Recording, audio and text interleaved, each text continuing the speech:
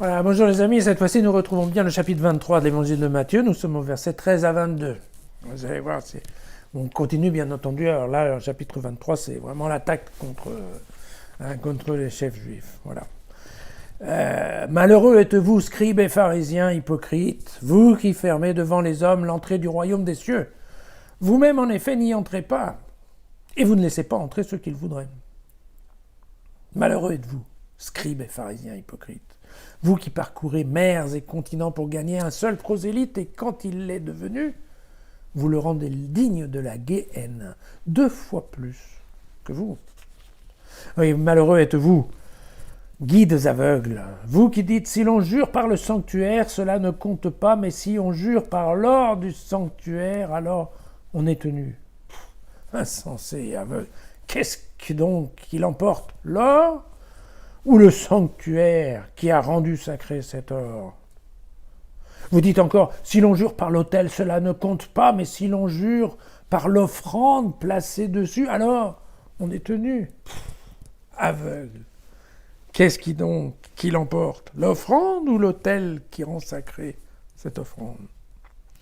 Aussi bien celui qui jure par l'autel jure-t-il par lui et par tout ce qui est dessus. Celui qui jure par le sanctuaire jure par lui et par celui qui l'habite. Celui qui jure par le ciel jure par le trône de Dieu et par celui qui y siège. Voilà, évidemment. Il faut... typiquement, on est dans la série qu'on a vue, effectivement, il y a 2 jours, qui était le verset 23, vous vous souvenez, c'était au chapitre 23, par contre, c'était le verset 3. Ils disent et ils ne font pas. Voilà, c'est exactement ça. Alors, pour qu'on comprenne ça, par contre, voilà, il faut faire un tout petit peu d'explication de société, c'est-à-dire qu'effectivement, nous, on pense trop souvent, quand on parle de Matthieu, on parle aux Juifs qui sont partis de la synagogue pour aller rejoindre la communauté de Matthieu. Mais, les Juifs, comme les chrétiens, sont intéressés de faire de nouvelles conquêtes chez les païens. Voilà, chez les incroyants. Et donc, eh bien, typiquement, ils sont concurrents par rapport à des gens qui, effectivement, croyaient dans des idoles ou ne croyaient en rien. Et là, typiquement, voilà, il y a des Juifs qui viennent d'un côté leur dire « mais venez rejoignez la synagogue, vous verrez, on va vous parler de Dieu ». Et puis des chrétiens qui disent « mais venez, rejoignez notre communauté, nous on va vous parler du vrai Dieu ». Mais vous voyez que globalement, comme on parlait un peu du même Dieu, c'est une concurrence qui n'est pas très simple. Alors, par contre, concernant les Juifs qui allaient chercher donc des païens pour les convertir, en fait, donc à être juifs, alors il y avait deux étapes. Il y avait d'un côté ce qu'on appelle les prosélytes. Alors les prosélytes, ce sont ceux qui ont vraiment acquis la totalité de la religion juive, c'est-à-dire qui se sont mis à aller à la synagogue, qui se sont mis à suivre les commandements, à écouter les textes bien entendu, mais aussi à suivre les commandements, à respecter les règles d'impureté, et bien entendu, ça va même jusqu'à se faire circoncire, puisque ça restait quand même un peu si je me permets le couperet, pour pouvoir rentrer dans l'église juive. Donc ça, c'était effectivement les prosélytes. Alors le problème qu'il y avait avec les prosélytes, c'est que, par contre, dès qu'ils étaient absorbés dans la religion juive, ils ne pouvaient plus rester dans leur famille, parce qu'un juif qui est complètement juif, donc un prosélyte, ne peut pas dormir sous le même toit que des impurs. Donc si la femme, les frères, les sœurs ou les enfants du monsieur n'ont pas fait le même cheminement en même temps, eh bien, il faut qu'ils se séparent. Et donc, un homme qui était complètement, on va dire, athée, voilà, qui épouse la religion juive, eh bien, du jour au lendemain, il doit répudier sa femme, en fait. Dans les faits réels, c'est ce que ça veut dire.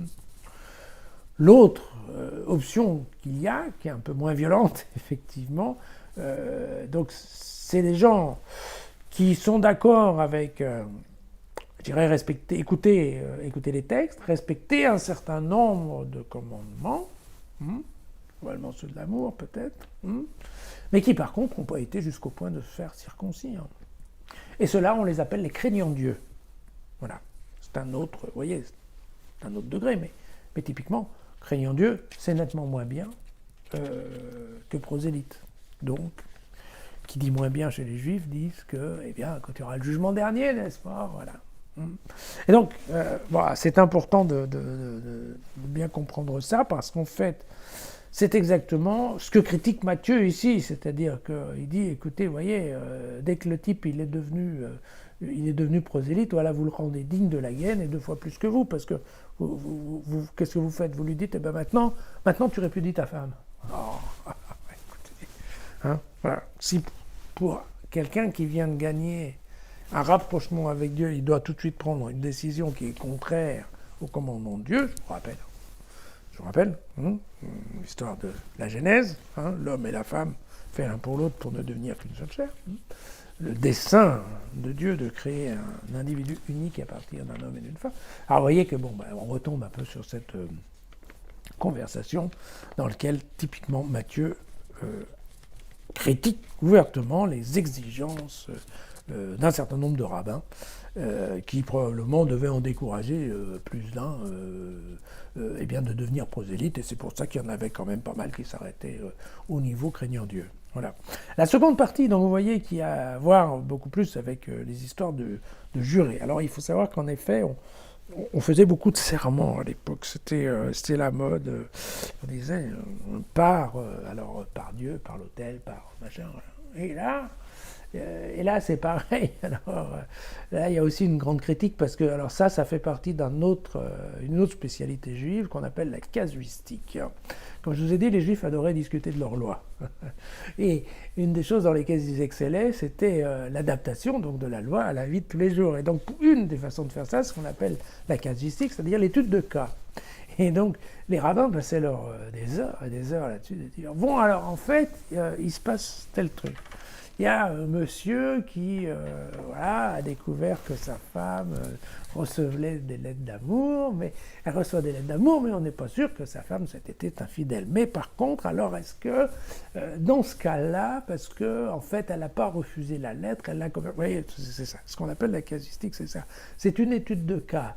Point à point un peu tatillonne, pour dire, ah oui, mais alors, si elle a accepté la lettre, alors, est-ce que si elle a accepté la lettre mais qu'elle l'a lue, est-ce que c'est différent si elle a accepté la lettre et qu'elle ne l'a pas lue? Est-ce que c'est différent de si elle n'a pas accepté? Vous voyez, l'étude de cas comme ça, qui devient hyper détaillée, qui fait en fait la base, de ce qu'on appellerait aujourd'hui la jurisprudence, pour simplifier. Mais vous voyez que là, c'est une jurisprudence ancienne et assez théorique, en fait. Voilà. Et donc, ça, c'est typiquement par rapport au serment. Alors, évidemment, les types faisaient des serments pour tous les contrats. Alors, on faisait contrat d'acheter une maison, et puis, voilà, je te promets que la maison est en bon état, et je te jure sur... alors après, voilà. Alors, par exemple, sur l'autel du temple. Ah oui, d'accord. Alors, sur l'autel du temple, il faut savoir, sur l'autel, en même temps, il y avait un cadavre d'animal qui allait être sacrifié, il y avait une offrande, ou il n'y avait pas d'offrande. Et alors ça commençait le truc, vous voyez, alors parce qu'évidemment, alors le type il achetait la maison n'était pas en bon état. Alors ils allaient voir les rabbins, ils disaient, écoutez, je ne comprends pas, ce type-là, il m'a vendu une maison en me disant qu'elle était en bon état, et puis il a juré qu'elle était en bon état, mais en fait elle n'est pas en bon état. Et alors là ça commençait, le rabbin disait, ah oui, mais attention, alors il a juré, mais il a juré sur quoi? Ah, il a juré, il a dit, je te le jure sur l'autel du temple. Ah oui, d'accord, mais quand il a dit ça, alors il y avait un animal ou il n'y avait pas d'animal? Ah bah s'il n'y avait pas d'animal, c'est foutu mon gars, je suis désolé, mais voilà. Et donc, c'est ça, la discussion.